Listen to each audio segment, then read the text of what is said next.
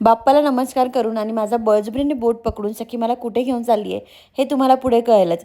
पण त्याआधी मी आणि सखी घराबाहेर जातोय म्हणून निखिल मात्र खूप खुश होता. आम्ही गेलो होतो भक्तीकडे कारण आमचं अचानक भयानक गेट टुगेदर ठरलं होतं. सखी खूप एक्सायटेड होती पिकूला भेटायला, शुभांगीही आली आणि मग आमचा जेवणाचा बेत ठरला. आमचं जेवण चालू होतं ना तोपर्यंत सखीचा मनूच्या मोबाईलमध्ये बघण्याचा केविलवाना प्रयत्न चालू होता.